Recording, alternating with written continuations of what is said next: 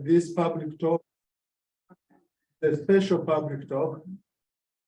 We are organizing this talk together with the Minister of Water and Environment in commemoration of World Wetlands Day 2023. And this, you are going to see it reflected in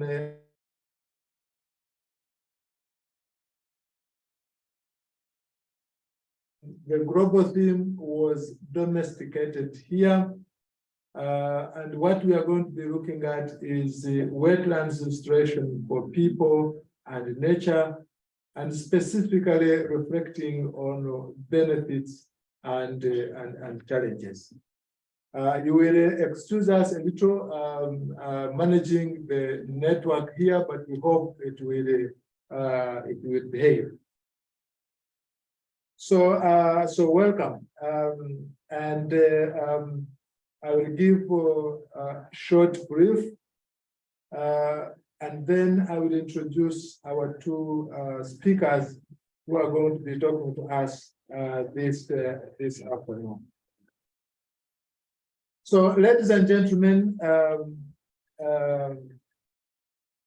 you all know that Uganda is a very blessed country with a very large expanse of wetlands. I think if you are going to go back 40 years ago, over 15% of our country was covered by wetlands. But I think in this discussion, you are probably going to see where we are now.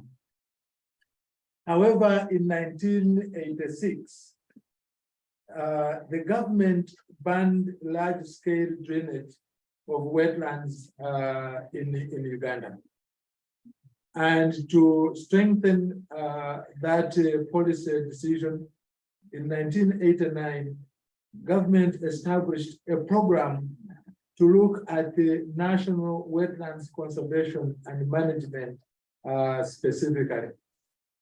And the program was supposed to assess the full range of functions and values provided by wetlands, and carry out a sensitization program and awareness campaign and consultations to enlighten the public on the values and functions of wetlands and the need for their conservation and sustainable use. And subsequently, the case of wetlands was even strengthened further by including it in our 1995 Constitution, where government was obligated to hold wetlands in trust for the people of Uganda and protect them. At the same time, various legal frameworks were enacted that mandated government protect wetlands, and these can be found in the Land Act, National Environment Act, and the revision that took place thereafter, with a clear definition of what wetlands were. The Land Act specifically, in particular, prohibits government from leasing or alienating wetlands, and the National Environment Act calls for gazettement of wetlands for their protection. At the institutional level, the wetland sector was raised to a fully fledged department of government, which is called the Wetlands Management Department. It is in the Ministry of Water and Environment, and that's where we are seated now. And the department is mandated to manage wetland resources with the goal to sustain biophysical, socio-economic values of the wetlands in Uganda for present and future generations. The reason I'm going through this history is to let you know that there is a commitment by government to protect the wetlands in this country. But despite all these measures and efforts, we still see a lot of degradation in wetlands. And the State of Environment reports have subsequently reported a decrease in the wetlands coverage in Uganda. I think now we are going to find out more, but the last time I saw this report, it was that the wetlands in Uganda are about 8%, but we shall look into this a little bit more. The main causes of wetland loss and degradation is largely conversion to agriculture. And we have seen a lot of discussions at all levels with respect to agriculture, to mining, infrastructure, and industry, urbanization, pollution, and others. Now, the National Environment Management Authority, as the principal agency in Uganda responsible for the management of the environment by coordinating, monitoring, and supervising all activities in the field of environment, has made some more effort. And I think most of us who are around Kampala and others must have seen, including where necessary eviction. But in 2015, there was quite a landmark decision by the courts of Uganda. And one of the decisions on the case between Nyakana and Nema, where the highest court in the land stated that the state, and in this case represented by the institutions of government, had a constitutional duty to protect the environment and consider the public interest to ensure that the developers' rights would not prejudice the rights of others. That was a big decision that gave strength to the institutions of government that the public interest should take first priority. However, NEMA has had its downside, of course, in some areas where action has been lacking.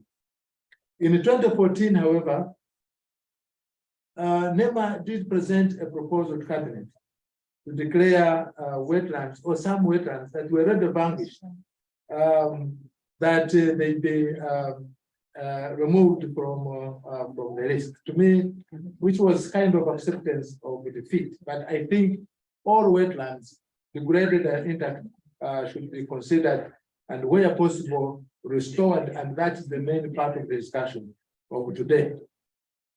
Now, during the World Wetlands Day celebrations in 2019, the president reiterated his commitment. He was represented by the Prime Minister, and he did caution Ugandans against degrading wetlands as he had done in 1986. And he did call for the protection to avoid the effects of climate change, and also called for establishment of a separate law on wetlands. And I'm sure some of these efforts are being followed, and I personally know that this discussion about a specific law on wetlands has been ongoing. Consequently, the consequences of wetlands loss have been catastrophic, and again, we have seen some of these issues where homes and industries and infrastructure has been flooded, including the most recent one in Bali, where billions were lost when an industrial park was flooded. In 2019, you also know that a big part of Lake Victoria shoreline was also flooded. These are all examples that we see that if we don't continue to protect the wetlands remaining and restore those that are degraded, the consequences are catastrophic. So we know the importance of wetlands. We have seen the dangers, the costs of continued wetland degradation, but we continue to look on as wetlands get degraded and lost, and environment generally is degraded. So should we say we have lost it? Have we lost the war? Do we still have an opportunity? That is what the theme for World Wetlands Day this year is all about: wetlands restoration. It means we could have had, or we could be having, degraded wetlands, but these areas can actually be put back. And this is what we are going to be listening to this afternoon.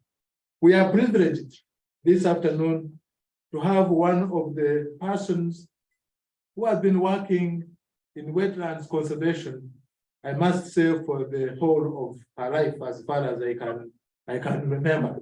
When I got to know Lucy, she was working in wetlands conservation.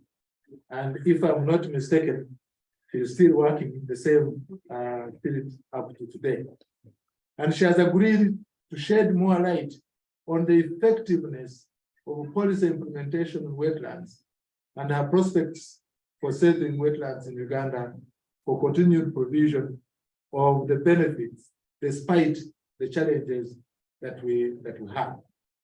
She will also highlight the challenges that we have for securing the wetlands and strategic solutions that the government will employ to save this critical habitat for us and more generations to come. We also have one other discussant, Ms. Caroline Chirabo, who is a program manager at Environmental Alert. Environmental Alert is one of the national NGOs that is focusing on environment conservation. But Caroline herself has been working in areas of conservation for some time. And she has extensive knowledge on innovative approaches to natural resources management, gender integration and inclusion, clean energy technologies, and legal regimes in natural resources. She has agreed to be a discussant on this topic, and she also be looking at the emphasis of benefits and challenges to wetlands restoration. So join me, those who are online and those who are seated with me here in the boardroom. Welcome our two distinguished presenters this afternoon, Madam Lucy Iyango, Acting Commissioner for Wetlands Management Department in the Ministry of Water and Environment. Madam Lucy, you're welcome. Thank you very much.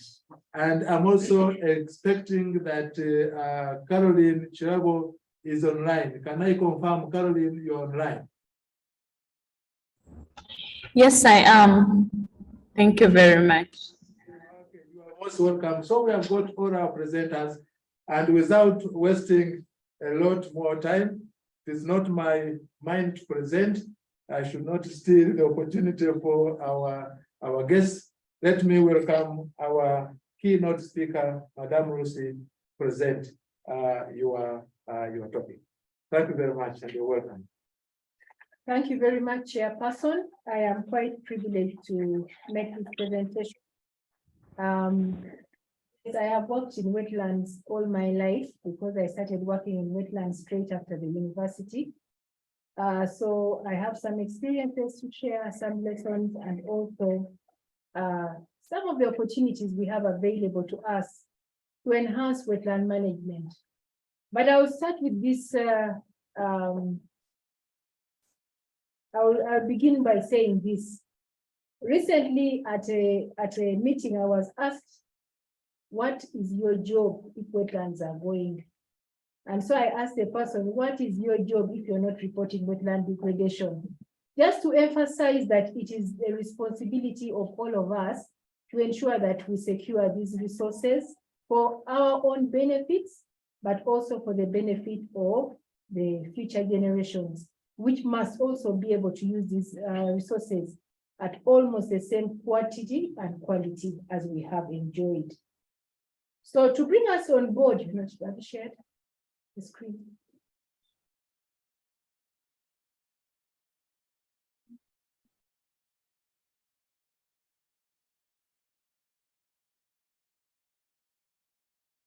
Have you shared? That's not shared. Let's go back to them.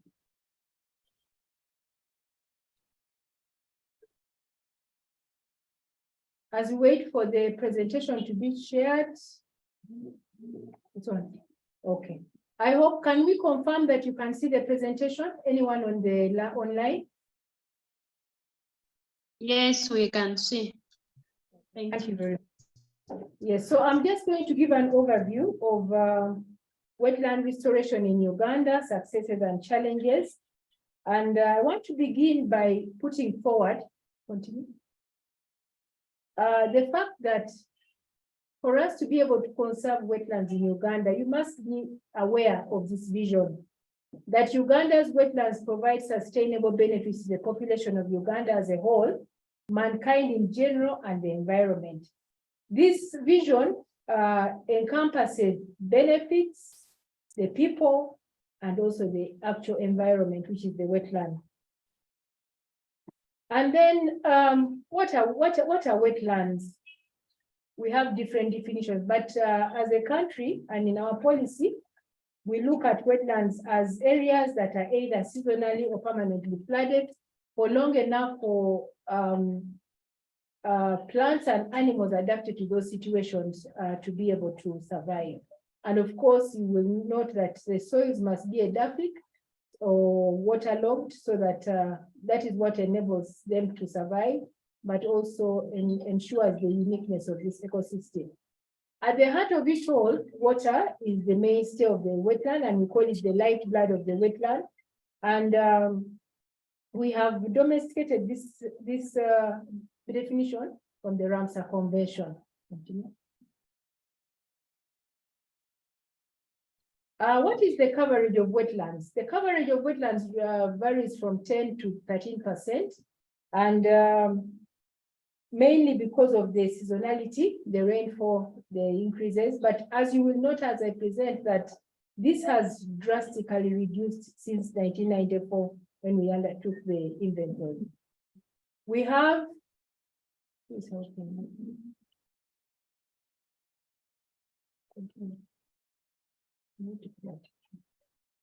we have different types of wetlands, and that is the pictorial that you see there. We have permanent, we have seasonal, we have swamp forests, we have floodplains, we have lakeshore, river, lacustrine or lakeshore wetlands. We also have riverine, we have mountain bogs, especially in those good examples we're in theory. We have mountain bogs, we have grassland swamps, as we can see in the middle there. What are some of the benefits? They are numerous, but we have both products, we have regulating ecosystem services, we also have cultural ecosystem services, and we also have others. But for our purpose, I'll just mention a few: improved habitats, increased biodiversity, water, storage of water, protection of water bodies from siltation. We have carbon sequestration. Uganda has one of the highest amount of peat that contributes to that purpose. We have been told it's at 40%. Climate modulation for the big wetlands. However, it should be noted that achieving the benefits takes time after restoration, which is our subject. Wetlands have reduced from 15.6% to 10.9%, and in our publication of 2019, they were at 8.5%, but in the upcoming publication, we will see a slight increase. And what you see there is drainage basin coverage by water regime. And you will note from this graph that the highest level of degradation is in the east of Uganda. And I think all of us are aware about the increasing land use change to rice growing. And that is followed by central, which is at 26%, northern Uganda 18%, and western Uganda 17%. And why is this there? Why has there been this reduction? This reduction stems to first of all, land ownership, communal and clan ownership of land, which is very common, is something that's common in Uganda and in the monarchs. We take note that there are people who depend on wetlands for their livelihood, but there is nothing called, there's no such a community that you can call a wetland community, because most of them, in addition to their agriculture activities in the catchments, also derive benefits from the wetlands. After 1962, Crown land was changed to public land, and the partition of wetlands. Because of that, did not speculate the partition of wetlands. You will note that at that time, wetlands seemed to be, they were safe areas, they were not encroached on, the population was bearable, but with population increase, this has increased. Then in 1972, beginning of 1972, we have different government policies that encourage degradation, reclamation of wetlands, and in effect, degradation. So one of those that we need to highlight is the 1971 economic policy on double production, whereby people were paid actually to reclaim wetlands for the purpose of ensuring they have livelihoods. And this marks the era where we had population pressure coming as an issue for conservation and use. In 1986, the current government, we have also another policy that highlights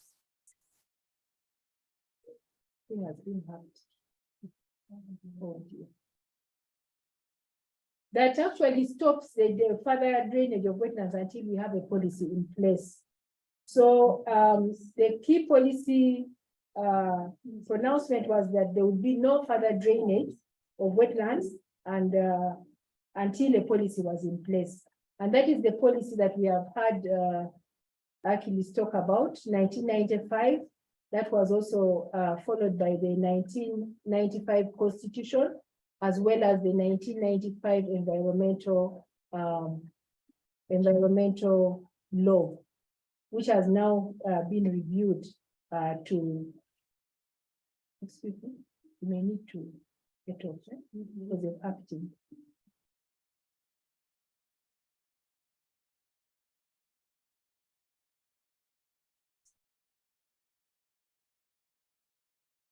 We apologize for that.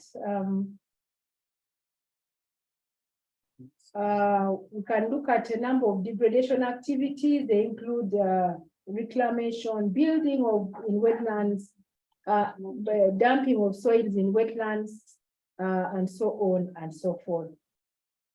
And the impacts include compaction of the soils, pollution. There's flooding. I think all of us have been exposed to that from time and time again. We have a number of strategies to address the challenges, and among them is the topic at hand, which is restoration of degraded and protected areas and protection of intact wetlands. We have been able to do this in a number of wetland systems in the country and a number of specific wetland areas.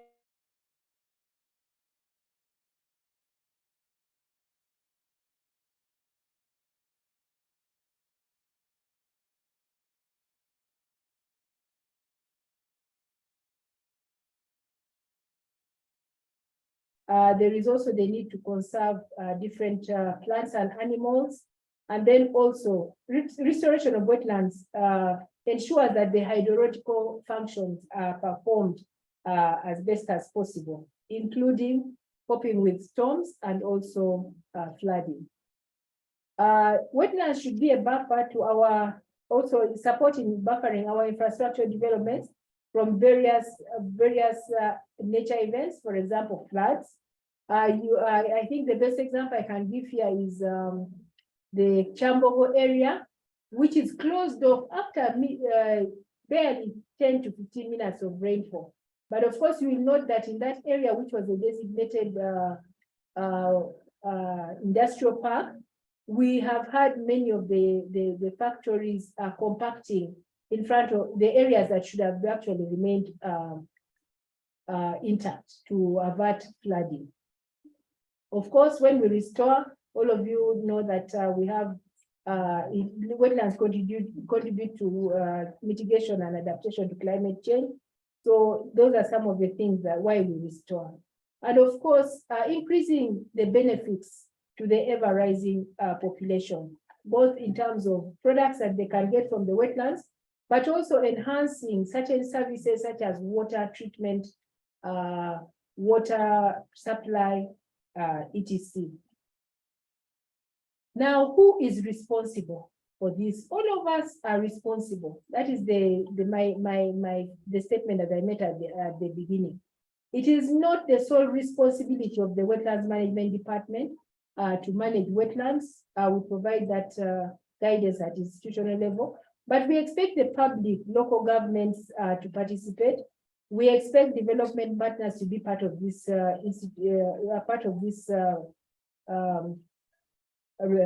drive. We also expect community and local leaders, faith-based leaders, monarchs, traditional institutions to be part of this process, and also others to be part of this process. The private sector is increasingly coming on board, and we are trying to interact and engage with them to come up with business cases why we should restore, and also their contribution to that. And also they help them to understand that for some of them, there are certain ecosystem services that we lose in their various businesses, through their various businesses, and they need to be able to pay back those ecosystem services. We have scientists and technical experts, and of course, at the heart of it all is the media, the educators. These are the ones through whom awareness raising about the benefits of wetland restoration come on board. And of course, they also help to build skills or provide advice to policymakers through the research that they undertake. What are some of the challenges we have been facing in restoration? It is a very expensive exercise. A study that was done has indicated that we need at least 1.5 million shillings per hectare. So you can imagine if we are going to restore over 13,000 hectares, what the cost is. But of course, we have also got support from different projects to ensure that restoration is increased. We have the uncoordinated enforcement operations. Restoration is a process with different activities, but you sometimes find some of them are jumped and there's no sensitization, or some of them are done according to what they feel restoration should be. But as a department, we have guidelines to restoration that we always share with those who undertake those exercises. Poor planning, bureaucratic processes, yes, not bureaucratic processes per se, but that restoration is a process. You must get everybody on board before you restore. Otherwise, the resources that you would have used will be taken to waste. Then, of course, we have the issue of ownership of wetlands. People have titles, we need to see how to engage them to be part of the processes of restoration. But those are some of the challenges that we go through. As a department, in addition to wetland degradation, the wetland restoration, continue. We have also undertaken other complementary interventions, and one of them is the cancellation of titles. In 2014, Cabinet approved the cancellation of titles, and to date, we have over 500 titles that have been cancelled. We have also had in the recent past almost about 2,000 titles that are in the process of undergoing a public hearing to confirm before they are cancelled. The other activities include awareness, that is a day-to-day activity. It is one of the cornerstones or the pillars of wetland management in Uganda, and it is what has raised the knowledge about wetlands to the forefront. So we undertake a lot of awareness and sensitization exercises. We also undertake in that same light capacity development so that people have the opportunity to strengthen their skills and knowledge about wetlands. Of recent, in the last 2 to 3 years, we have also introduced what you call provision of alternative livelihoods, which is under the docket of wetland-based enterprises. And they vary. Most of these activities that we provide as livelihood activities are informed by the community preferences. However, what is very important to note here is that the Ministry of Water and Environment, or the Wetlands Management Department, has not become an agricultural ministry to undertake this. So this is undertaken in close collaboration with the Ministry of Agriculture, Animal Industry, and Fisheries, as well as the district local government production department, commercial department. So it's a number of stakeholders that have been brought on board to ensure that livelihoods are provided. So most of them include on-farm activities, as you can see in the picture that in the slide that is being shown right now. Those are just examples. But the other one, if you look at the far right, we are also promoting mini irrigation and focusing on high value crops, and most of them are horticultural crops. We are also looking at establishing fish farms and fish ponds and others that would help, that would convince somebody who has gotten out of the wetland to actually remain outside the wetland. But in addition to that, we are also promoting catchment rehabilitation, and this is spearheaded also by the Ministry of Agriculture, Animal Industry, and Fisheries. So, in conclusion, we are all aware, or we may be aware, that this is the decade of restoration, and the decade of restoration aims to prevent, halt, and reverse the degradation of ecosystems on every continent. It will also help to end, that is with the aim of ending poverty, combating climate change, and preventing mass extinction. The earlier speaker talked about developing an independent law that is work in progress. We have also progressed, and I believe that by March this year, we'll have gazetted all wetlands in Uganda according to their level of importance, and those are the schedules that we have developed to promote that process. But also to note that to support this process, and in line with the programmatic approach that government has adopted, on August 8, 2022, Cabinet approved a 10-year restoration plan that will bring on board several stakeholders in the full knowledge and the recognition that these ecosystems have no boundaries, but they are interlinked, and their survival depends on the existence of other stakeholders. So it is a golden opportunity for all of us, those of us listening, those that have joined this call, to ensure that you take up your roles, promote, do something for wetlands. When you pass and you see a wetland being degraded, report it at least. Don't just pass by and say, what is the Wetlands Management Department doing? Report so that you fulfill your mandate as a member of society. And then we will ensure that, so that we ensure that wetlands continue to support people and nature globally. You may also be aware that as a department or as a country, we have 12 Ramsar sites. They are sites of international importance because of the unique biodiversity that they contain. And that is something else that we need to really look into and be part of processes to ensure that they actually remain Ramsar sites, not dumping sites and not estate development sites. So as I conclude, we will definitely have this pre-wetland day activities climax on the 2nd of February.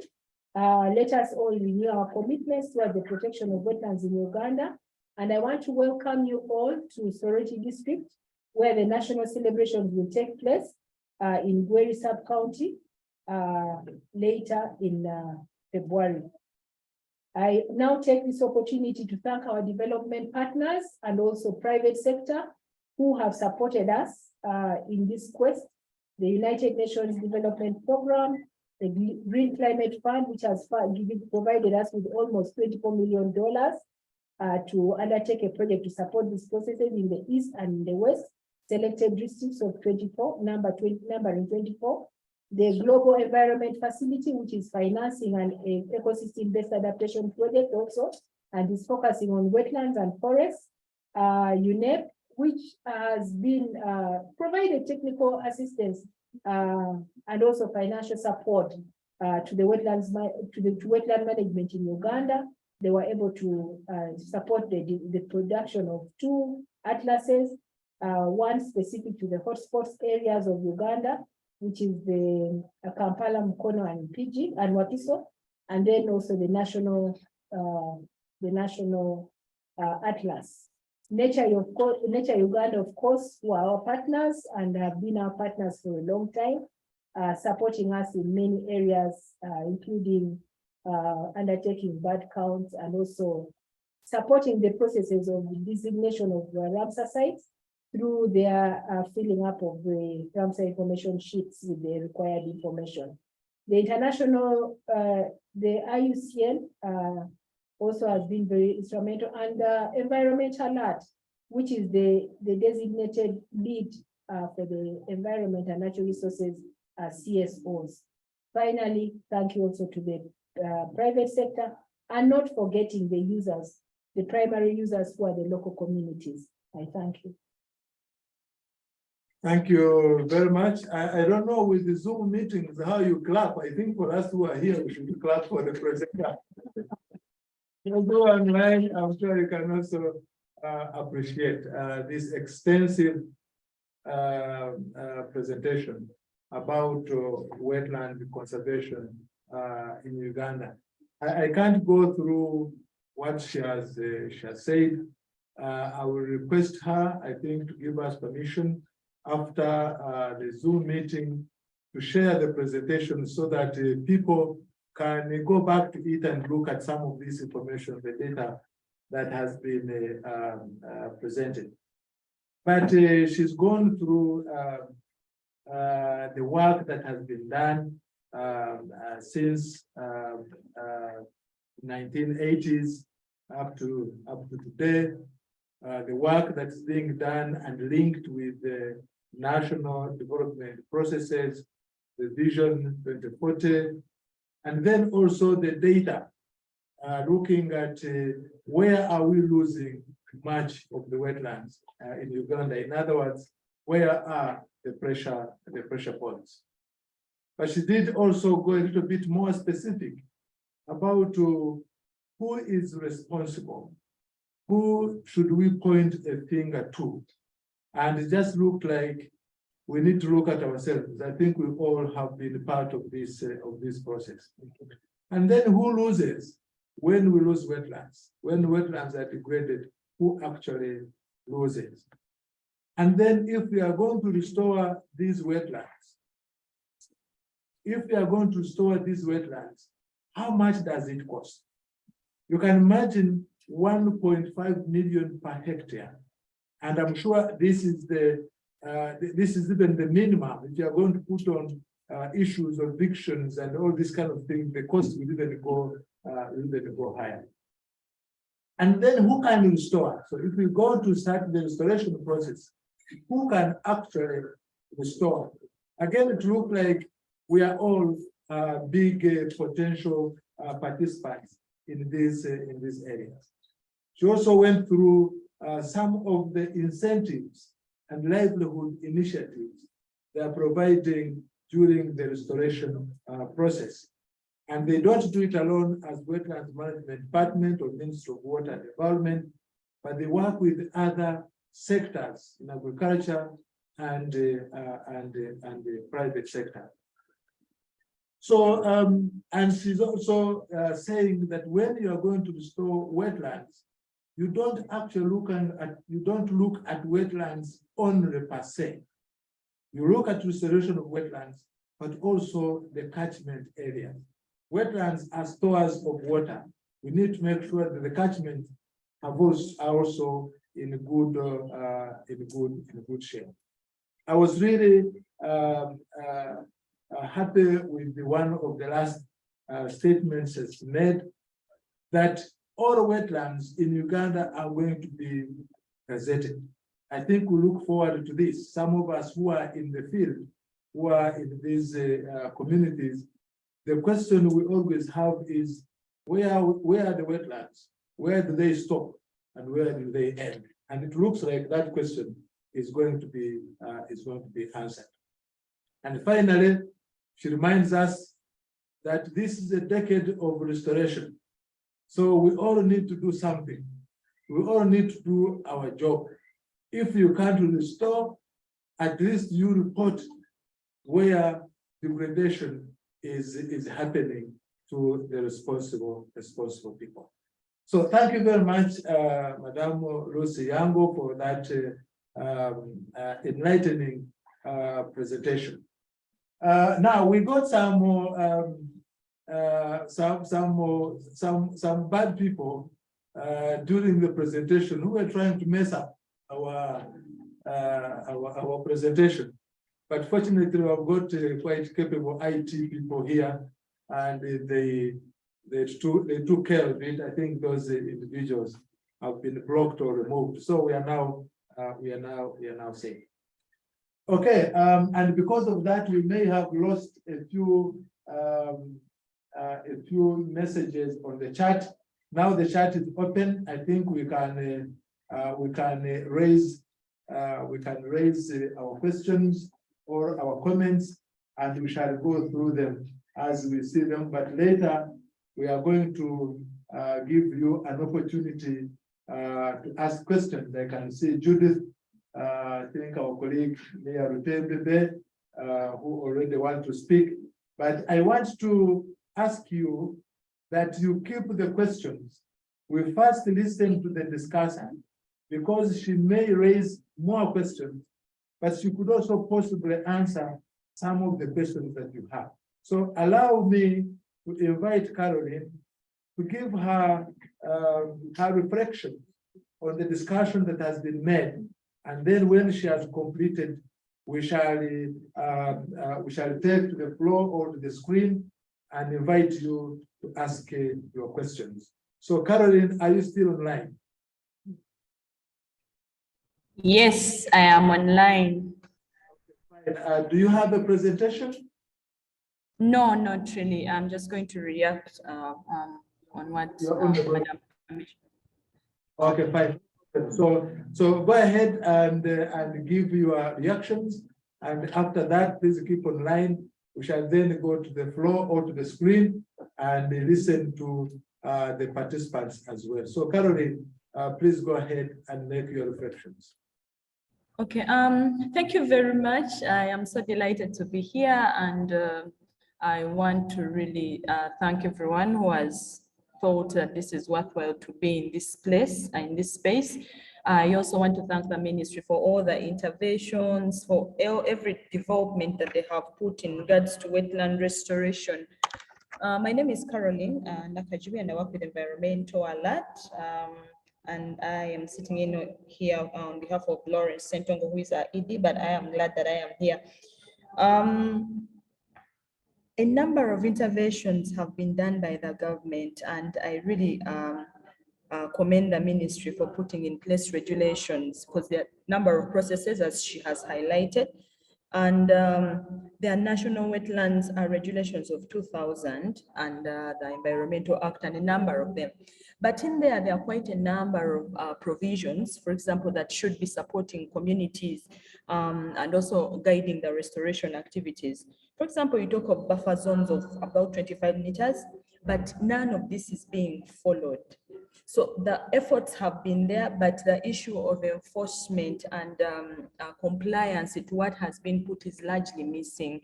And however much some of our players, for example, environmental, different NGOs will go in, create awareness, support ministry to do a number of capacity building sessions, speak to the communities, but this is to be adequate, especially if there is no compliance anyway to the regulations that are set. For example, you'll find that the communities will not even know what are the guidelines to actually support this buffering of the wetlands. Do you do interventions in there? Different people and different players or actors or duty bearers at that level actually have different understandings of these policies. So I'm speaking to the awareness raising that is still very critical at community level, and even at national level that is still lacking. Take an example of such an engagement. We are lucky that at least there is a World Wetlands Day. It's a good opportunity to actually bring this up, but there are very few dialogues or spaces like this to discuss wetland restorations that are put in place. It'd be better if these are a bit more frequent to provide opportunity to engage on such issues. Then also the stakeholder engagement. This is very good, but I think that the interventions should be increased. And then also the wider coverage. I would love for the organizers to speak to us, for us to know whether actually other players like private sector, like you mentioned, media, academic institutions, there's something to do with Ministry of Tourism because you're promoting ecotourism. We have some endemic species that we know that actually survive on these wetlands, that without them, you wouldn't have them. Things like crested crane, like the shoebill. Where is Ministry of Tourism? Are they actually supporting this? Do they feel the relevance to this? So stakeholder engagement is still very critical. So you mentioned something about the poor planning and the fact that sometimes it's not at the priority, but that I believe that that is also increasing the cost of restoration. In which ways? When you look at the question for me that comes in mind is, how about if we approach it from wetlands management? Why do we first wait for the degradation to actually come in and restore? There must be interventions that can be done to actually manage these wetlands as aside to approaching it from the point of them first being degraded. Still to the planning, the issue of upscale, I know that we are so dependent on projects. We are also implementing one of those with the ministry, but without the project, are these kind of interventions put into the ministry budgets and plans, even beyond these projects, and are they there too, and do they even have the priority? Because these projects come and they go, but what we are supposed to do is still eminent and very important. I hear you in about the alternative livelihood sources as an approach that you've used, the integrated approach to wetland restoration. Yes, we must understand most of these communities, when you make a survey, when you speak to them, one of the reasons that they are going into wetlands, of course, is to look for survival. Yeah, they need they need land for cultivation. There's a lot of the population is increasing under all the socioeconomic development reasons as have been put. But some of these livelihood sources are earmarked by the projects and they're already predetermined, and sometimes they do not suit these kinds of communities. So a lot of matching still needs to be done, and more efforts must be done to make sure that we are matching the community needs and some of the interventions that we are proposing. Then it also leads into the planning, which must be done even at the draft of this intervention. Restoration is all, it's very compassant of all this, because sometimes you are bringing in interventions because of the bureaucratic process. I'm sure some of them that you talked about, and they are not timely. Some of them are crops and they're not matching weather. So one will wonder, what are we doing here? How are we really supporting each other? So that should be very critical. And lastly, because I know most people want to speak to this, for me, the issue of decentralization, this is good, and it presents opportunities to actually have local level inspection. But again, some of these are still tagged onto the projects. So beyond the project life, you will find that the natural resources officer, there is no clear alignment on what their role should be, you know, and what they should be doing to actually support Western restoration, to do monitoring, to do inspection. And most of the challenges are ranging from financing. There are no resources to monitor. They are not planned for. And yet these are resources that are supporting communities that are very critical. In one document and in one strategy, it's a priority. When it comes to the financing, it is never matched. And then for me, the thing is, yeah, I like that you say that there's legal land titles. But for me, the question is, then people have permits in the wetlands. So who is issuing these these permits in the wetlands? Who is doing who? We see a lot of weak coordination of these institutions, NEMA, the Lands Ministry, Wetlands Management. Who is doing what? It is very, very critical that we must enhance institutional coordination in all ways, because this is going to be very, very key in managing our wetlands. And I commend the ministry for now the collaborative approaches that you are putting towards advancing towards wetland restoration. Environmental Art has actually been able to implement jointly with the ministry, and for me, it should be strengthened much more, such that it's all encompassing with all the other stakeholders. Yeah, I will end with that, but to also highlight that for as long as we want these interventions to work, and also see like we need to approach this from a level of enhancing coexistence of these ecosystems with communities, more of balancing our economy and ecology values that we are putting across. And lastly, it is very critical. Political interference has become a serious issue to all the interventions that the ministry is putting across. But for me, I think one of the reasons is that we are failing to put value, to quantify these ecosystem benefits. Like the value attached cannot really be explained in economic terms. It's in a language that is not really compatible to the policy makers, the decision makers. There is a miss of an alignment. So we need academic institutions on board. We need to be able to speak the language that some of these decision makers fully understand. I'll end at that for now, as I give an opportunity to other people to say something. Thank you.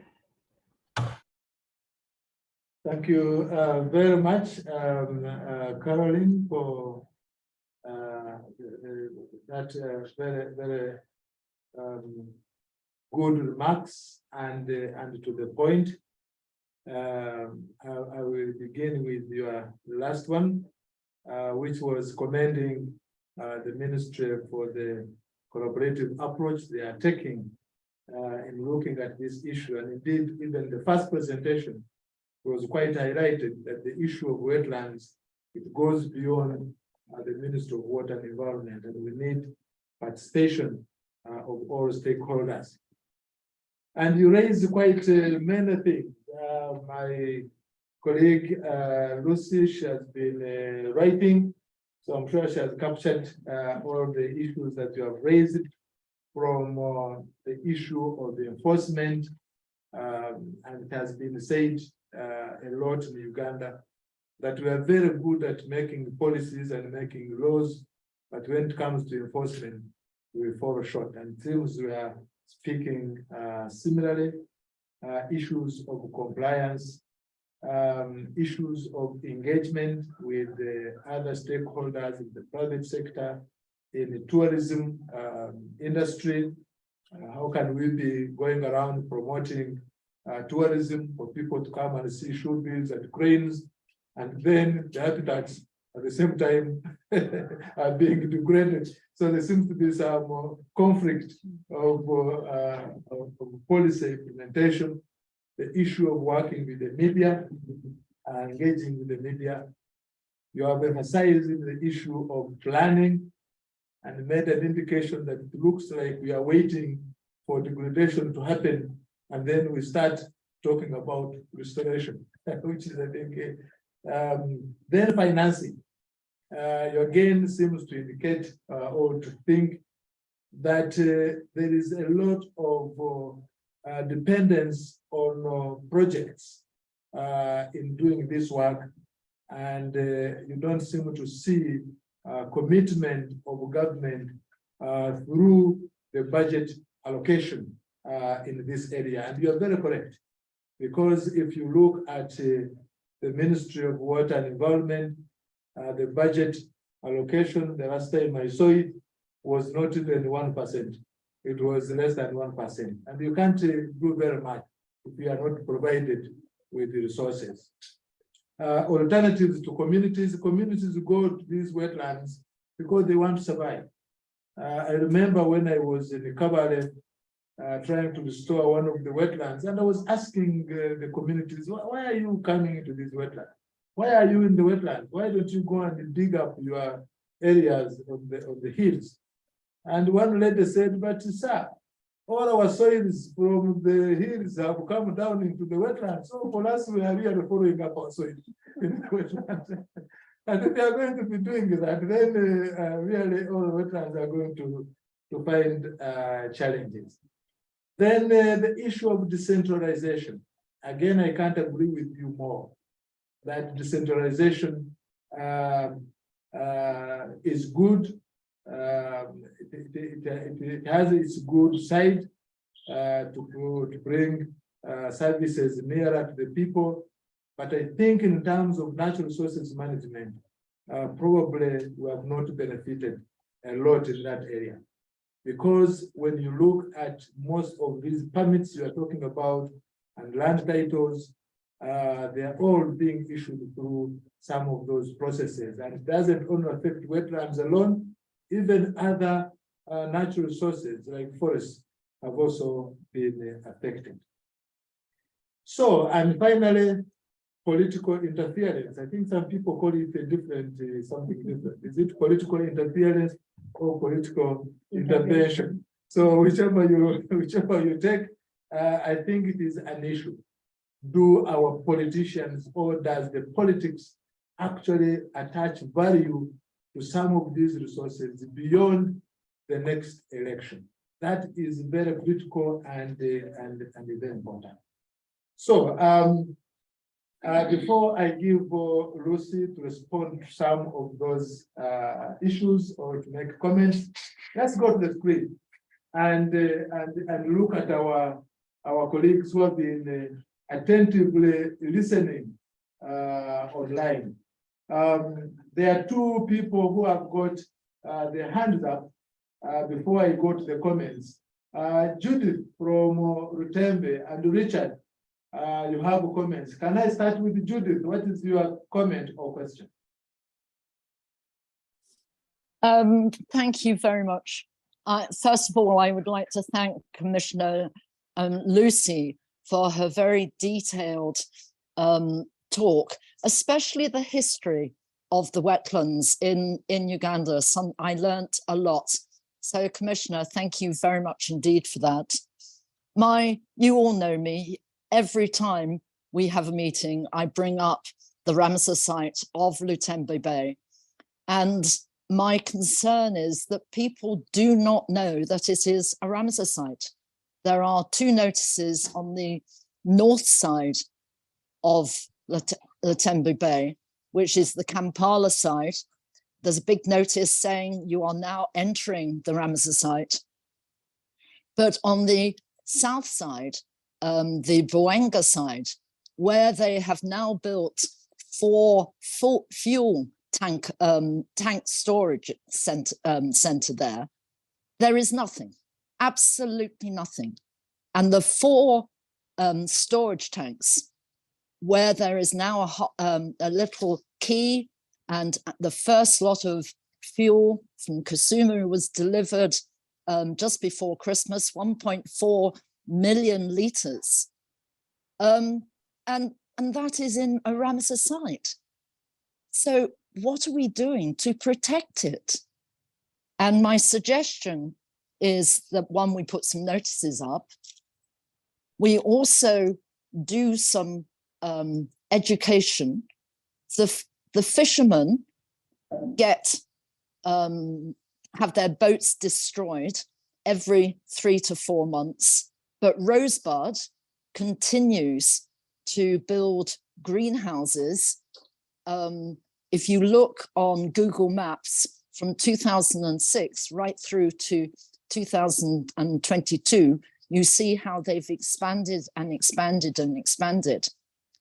And surely we cannot say that Rosebud is untouchable. There can't be any place in Uganda which is untouchable. And we must what I suggest is, can we not have a walkway round the Ramsar site, stopping every kilometre or so with a bird watching hide to look out onto the wetlands? We've got a wonderful collection of birds, migratory birds and other birds. Surely we can do something to protect that very precious site. Thank you very much. Fantastic, thank you very much, Judith. You've really been very consistent about Rutembe and about degradation of the site. I think if there is anybody, Lucy, you're talking about people should be reported. I think she has been reporting really, and so thank you very much for keeping watch. And now, since today we are seated at the core of Wetlands Conservation Department, your prayers are going to be answered finally, I hope. Yes. Okay, and then we had one more person, but the hand has since gone down. But let's go to Dr. Peter, and then after Ivan Garuhanga, I think from Uganda by the Master Pan. So first, Peter, what's your comment or question? Good evening. Thank you very much, Madam Lucy and the moderator, for such a wonderful presentation. I have just maybe two observations. Still the issue of policy. I think we have conflicting policies here where I think the Ministry of Trade or something is allocating industrial parks on wetlands. I think the best example is the Umbale wetland, where it was allocated to investors, and Mother Nature showed it, I think last year somewhere, where all the factories and the infrastructure were flooded when nature came reclaiming what belongs to it. So I don't know how we can still work on that to make sure that we all speak the same language, because now we speak conservation of wetlands, but I work with the ministry, and then somebody is allocating wetlands for development. How do we balance between the development and the wetlands? And then in one of the slides, you showed that the wetlands in Eastern Uganda are more degraded than the rest of the country. I'm just curious to find out why. Did we find a reason as to why Eastern is more vulnerable than the rest of the country? And can we start from there? And then having a background of water quality and working with the water quality department, I think we need to look into these wetlands and look at the water quality part of it. What are the impacts on water quality and on the health of the people? I think degradation is just not enough, but we need to put a microscope in the wetland, in the water in the wetland, in the sediment, and in the health of the people. What is the impact of this degradation on the water quality and also the life of the people who are dependent on these wetlands? Otherwise, thank you so much for this conversation. Thank you very much, Peter. Again, relevant issues raised have been noted. Ivan, can you make your question or comment?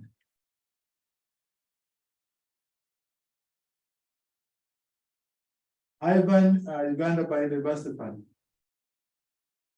Okay, thank you so much. Okay, go ahead.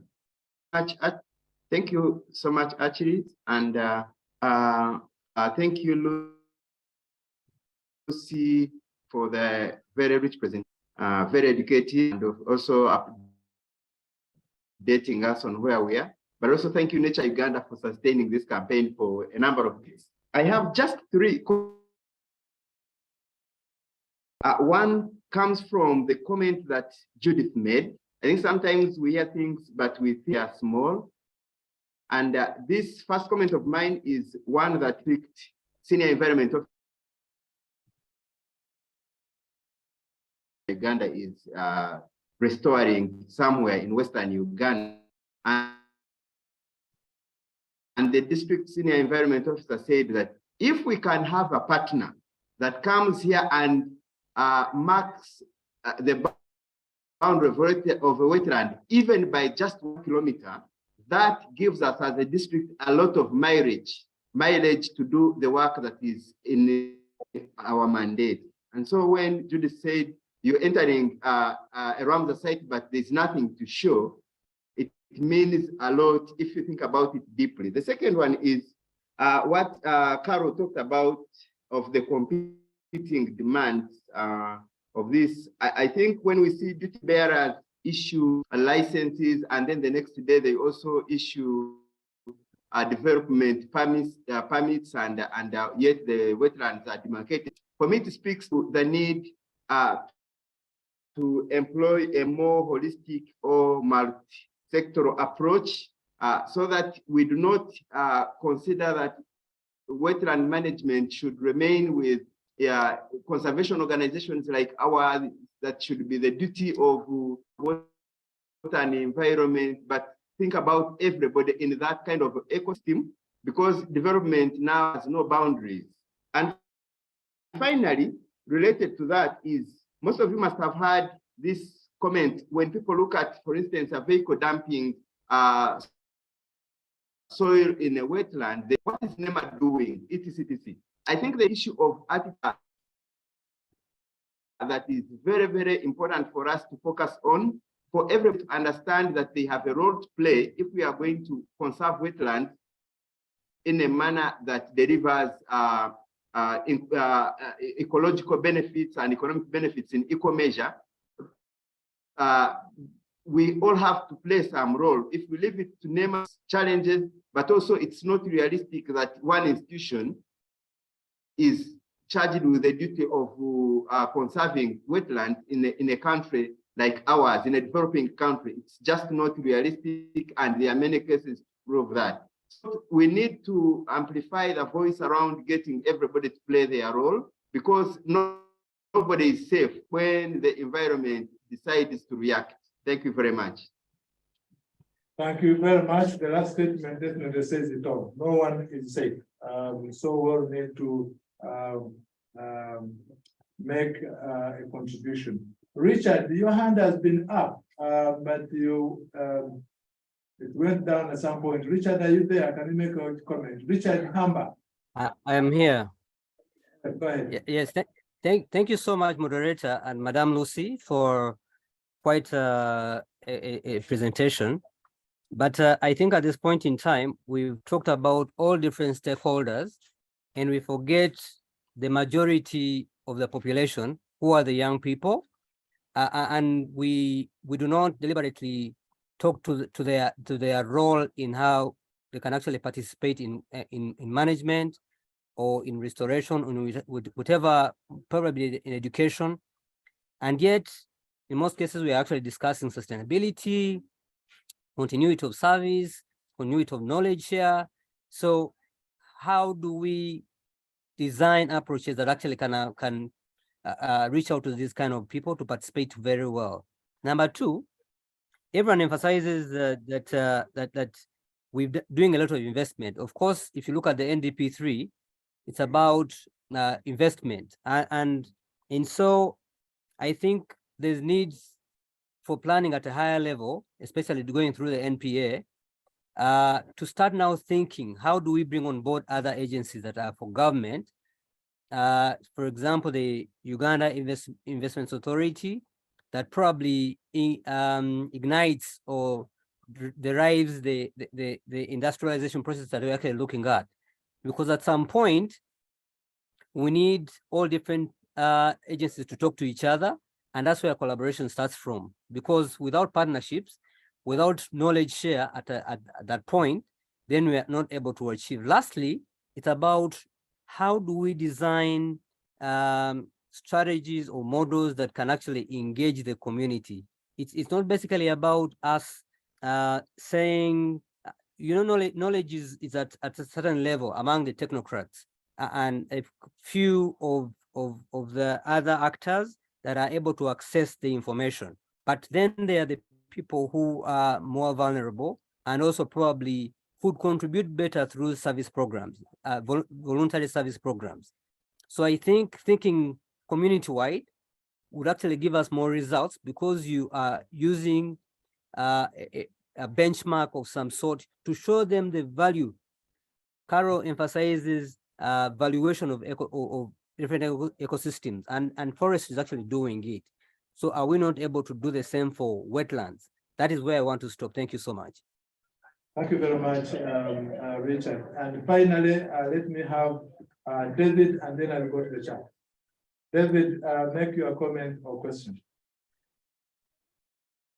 Yeah, thank you, moderator. I don't know whether I'm heard because I'm in a place where network is not stable.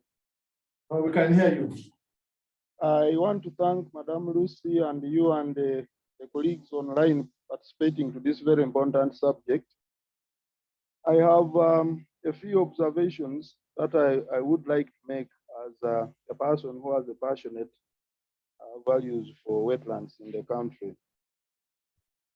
You realize that one of the biggest challenges that we are having, as colleagues have already alluded to, is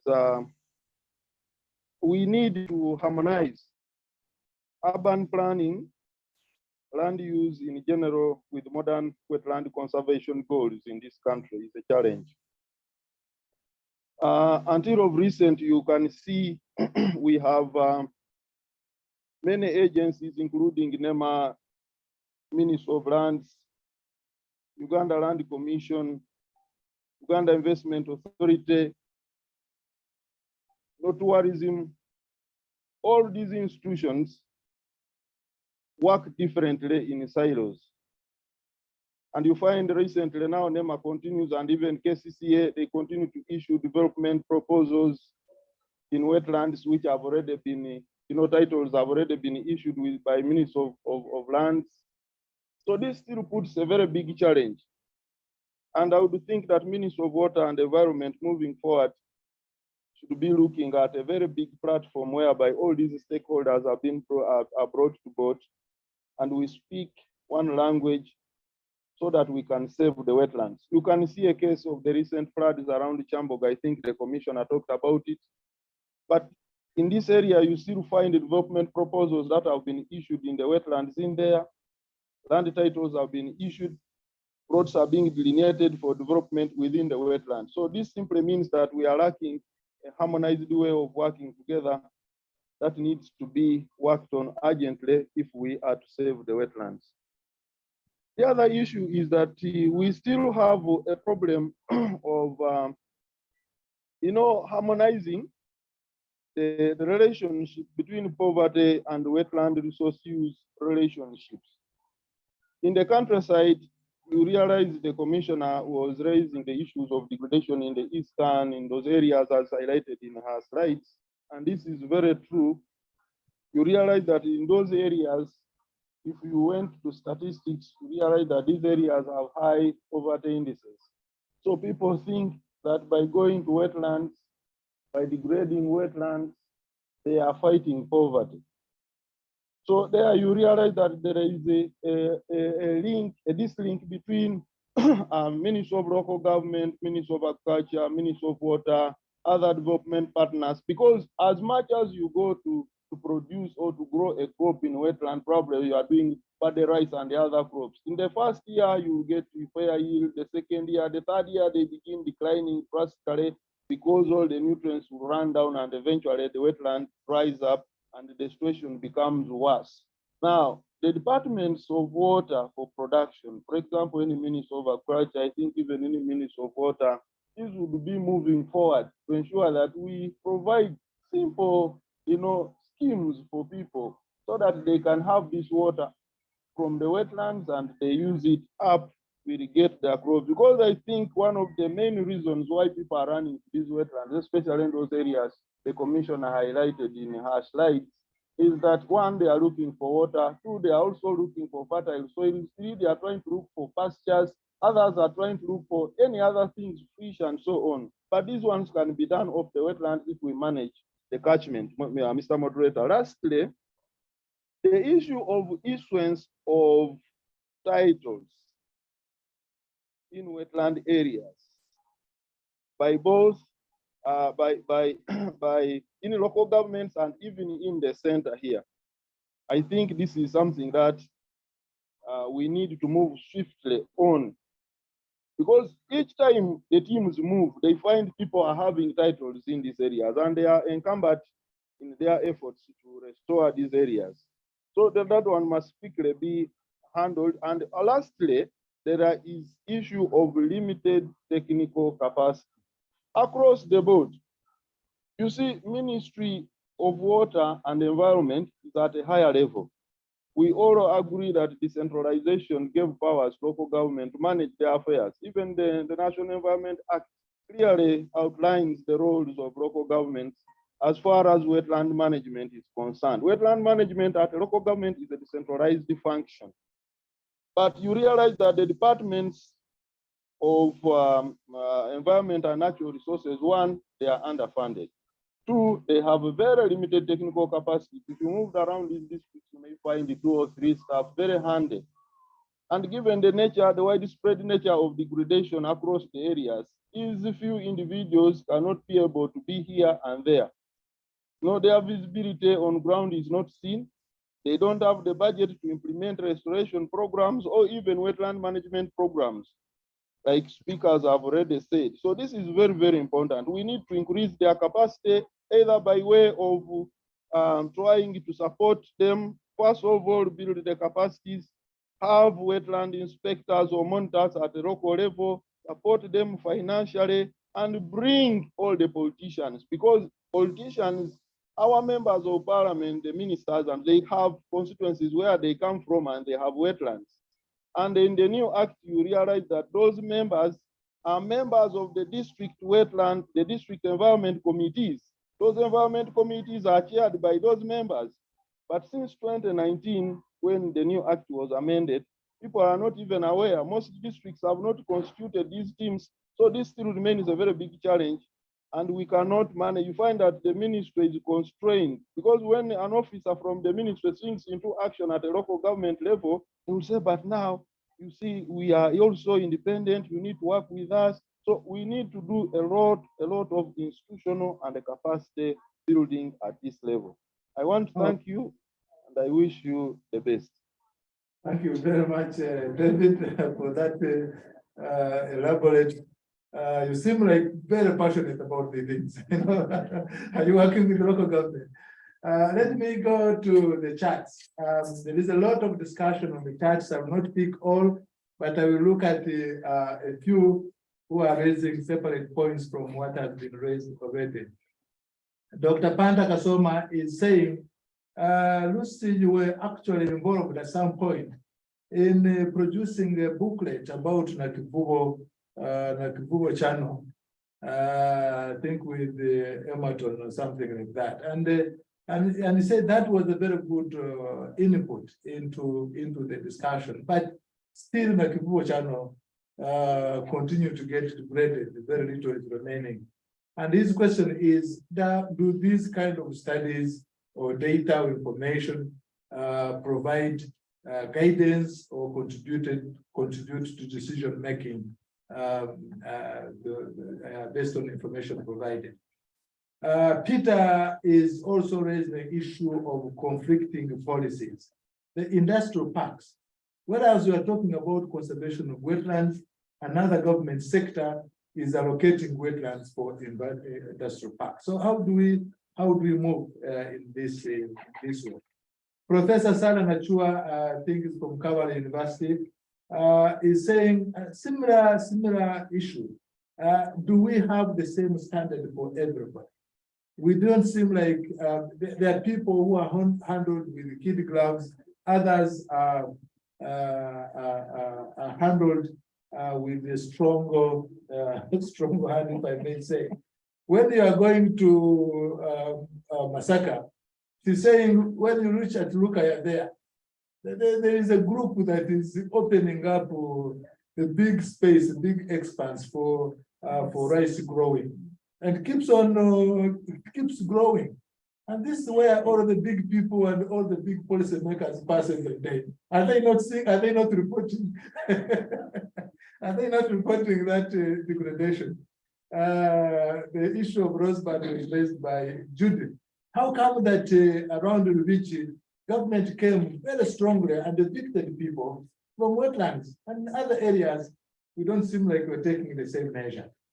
Dr. Rogers Kabale appreciates that these kind of discussions should continue because they provide information. And another point, another person raised it, that we should have more of this stuff.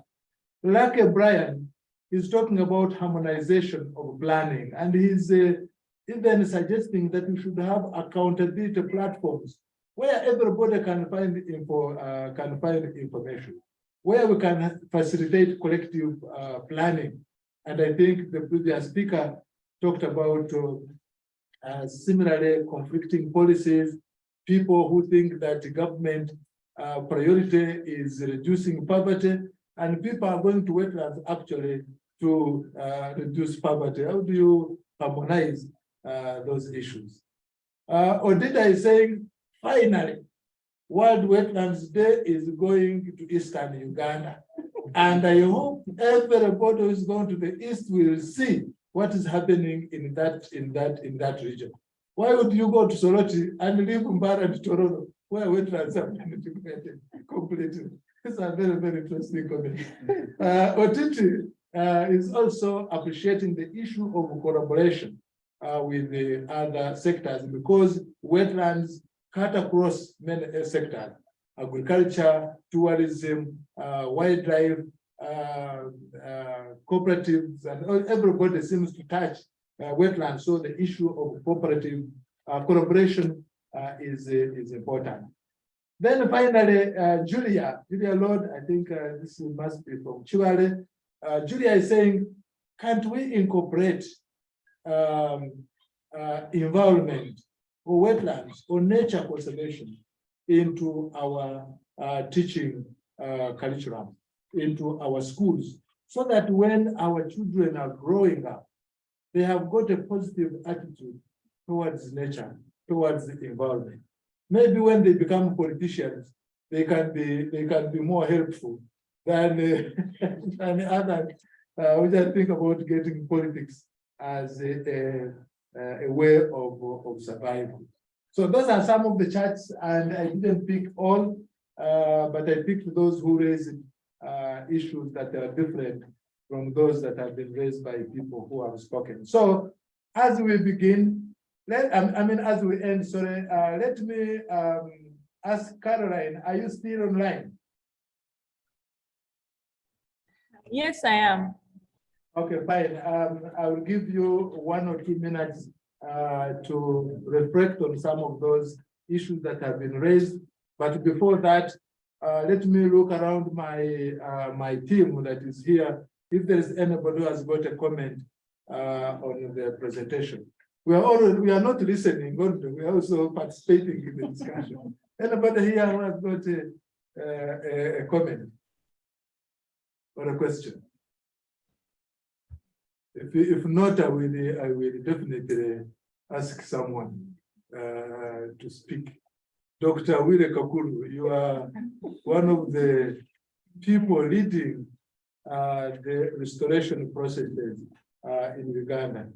How do you respond to some of these issues that have been raised in 1 minute? Yes, That's great.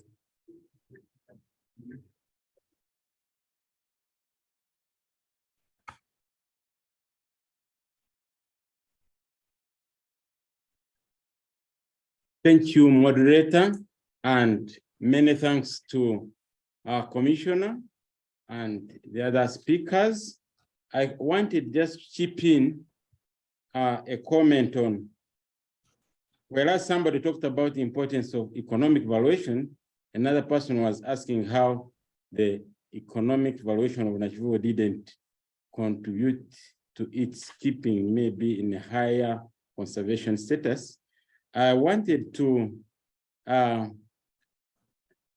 appreciate the observation that the person made, but on the other hand, that was done in 1999, and the aim was try to bring the economic benefits, if put on a scale of the financial measure of the benefits.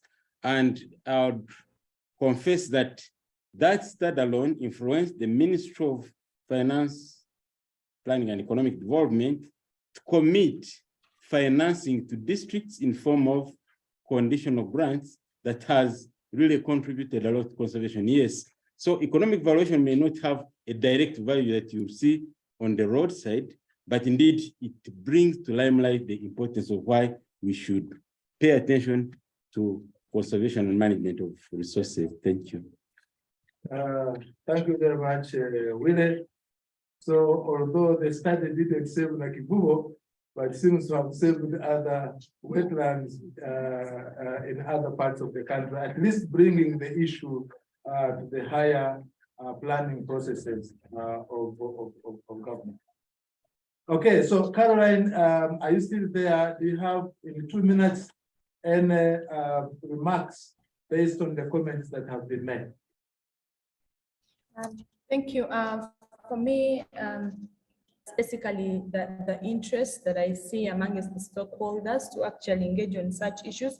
It's a very big opportunity that as actors, as development partners, as government, we should leverage on. The take-ons are for us to strengthen community education. It comes out strongly. It's very important. Then the need to harmonize, coordinate, monitor, and enforce these policies, all of them, and also the institutions together with their mandates and structures. And lastly, for me, the standout is, of course, integrated approaches to allow for coexistence. I think we can no longer speak entirely conservation, but preserve. So we need to have that balanced conservation and economic development, and understand what is permitted for development, but also clear on restoration and its catchment. Thanks. Thank you very much, Caroline. Just to alert the members on the Zoom that each one of you will receive an evaluation form. The purpose is to help us to improve not only on conservation wetlands, but also we need to improve on how we share this discussion. So please, when you receive the evaluation form, you complete it and send it back to the organizer. Elaine Roberts also raises the point on local governments. And he said local governments are underfunded and can only raise revenue from some of these resources in wetlands, such as the sand mining, by taxing those people who are involved in that business. So you can see lack of proper financing leads to local government trying to find alternative sources of revenue and end up facilitating or supporting degraders of wetlands. And Michael Angole said the farmers and communities around wetlands should be supported with livelihood sources, alternative livelihood sources on a gradual basis until they appreciate the importance of wetlands. I know in Uganda, some organizations have started looking at community conservation programs where communities are given incentives based on their performance in protecting certain agreed resources. And I think that is what Michael is talking about. And finally, Caroline just made a comment, I think in addition to what she has already presented, that aside from soil dumping, poor waste management is also at the peak in wetlands. And that is probably true, that wetlands have become dumping sites of waste. Okay, so let me, as we conclude, invite our main speaker. She has written pages and pages and pages of notes. I don't know how you make it to I think, summarize Yes. the responses or remarks on what has been discussed by our members in probably less than 5 minutes if you can. I will try. Okay. Thank you very much. The audience which is online and also those that are in attendance on site. I am very much appreciative of the comments. And for me, it's a conversation that should have happened long time ago. When I was negotiating with NatureUganda to host this as a World Wetlands Day meeting, I had in mind the need for all of us to be part of these processes, to not only ask questions, but also to provide interventions that we can take up. The time that I had was not enough for me to exhaust everything. But I want to say that the issue of financing remains an issue, but that is not dependent on our development partners. Government since 1999, as Dr. Willie Kakuru has said, set aside funds for the management of wetlands in recognition of the values. The Nachivubo, which you think is almost gone, was recently almost taken over by a company that was going to build residences. Now, they had a permit, they had the necessary documentation. How? I'm not very sure. But I want to tell you that through a community voice, it was stopped. And I think that is where we should go. Having a permit is one thing, but doing the right thing is another. And this goes to the issues that you have raised regarding parks. We are right now engaging investment authority, we are engaging Ministry of Trade for them to come on board and appreciate that these are resources that, yes, we need to use, but even in industrial parks, we are supposed to have green areas demarcated, clearly demarcated, and actually monitored for compliance. I take note of the observations on how we can do better, but I also want to say that for us as a department, the task is on us to set up an active platform that brings all of you on board, that brings discussions to the table, that engages not only the youth, but also other sectors of the economy, including the community members. They have very many important management strategies that they can bring to us. The compliant enforcement of the law is something that we are working with NEMA on. As a department, I also would like to mention that we have now established staff that will monitor on a day-to-day basis wetland systems. We hope that that will improve on the reporting of degradation. That said, we also have programs that incentivize communities that have protected their wetlands in their areas. And most of those are going to be in form of eco parks. We have enlisted a number of them, and we hope that that will demonstrate to others the value. When I joined, I remember one of the things that intrigued us in Kabale, which has very scarce wetland resources, was this community that put a bylaw that if the part of the wetland, it was not very big, should be reserved as an area for source of touching grass, and nobody could touch it. If communities can do that, then we also must follow suit to take that forward. Capacity, it is something that we are looking at on a day-to-day basis, and so many other issues that you have mentioned. We will take them as comments, and we will see how we can integrate them into our plans. One of the things that government is now doing, and that we are part of, is the programmatic approach. Which brings, for our sector, it brings together the Ministry of Lands and other ministries, and we report and compare notes, and also castigate each other where we have not done well. So we have an annual review that is attended by those respective ministries, including Ministry of Education. By the way, in the late 90s, we were able to integrate wetlands as a subject in the curriculum, and it is a subject that is being examined up to date. So there are efforts, but I appreciate that we need to pull up our socks And for me, I believe that together we can be able to do that.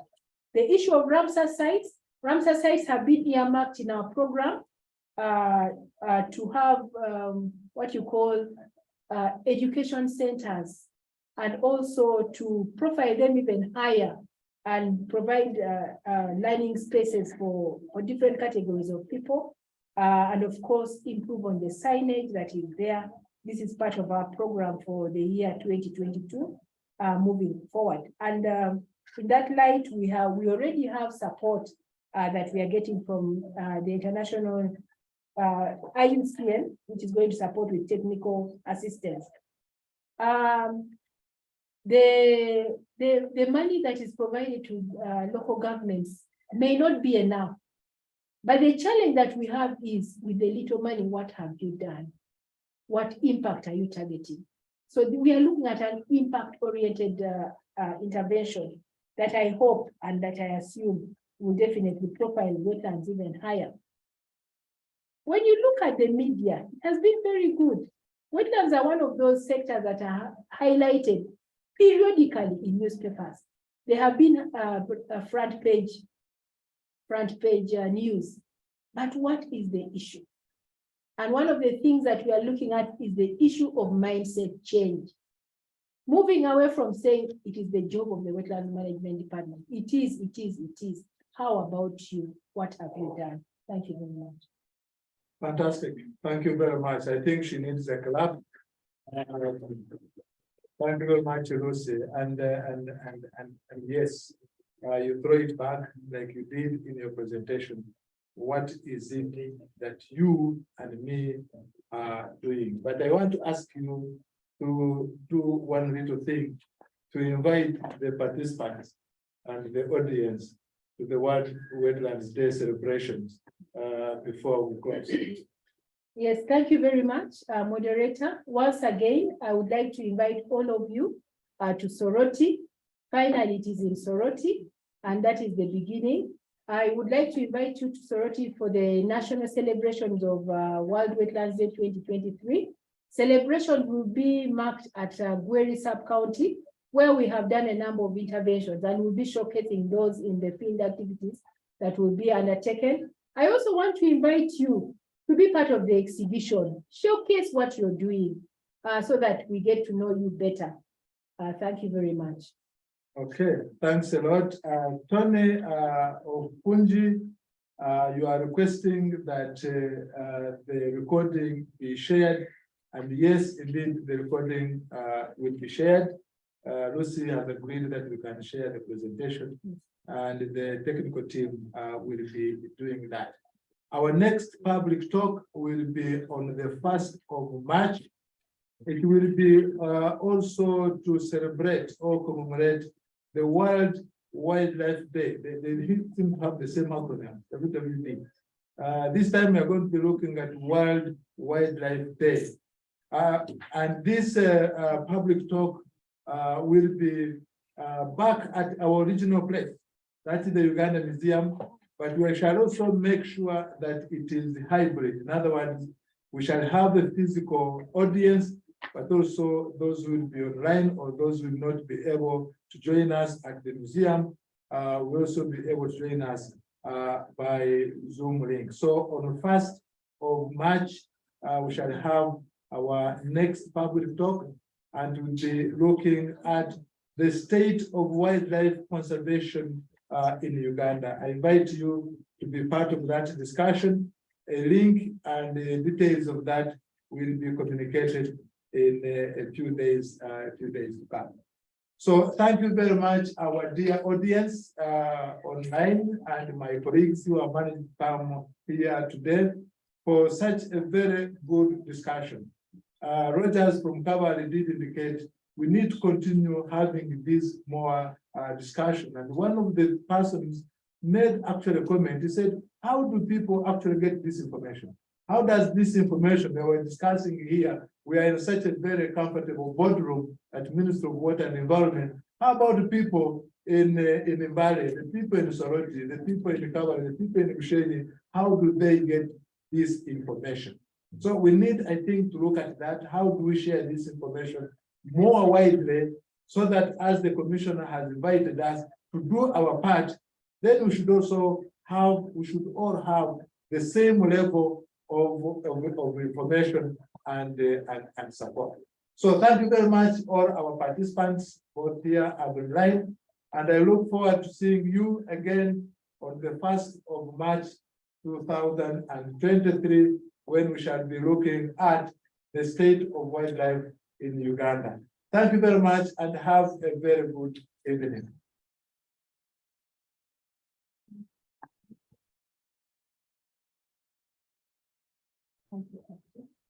Thank you too.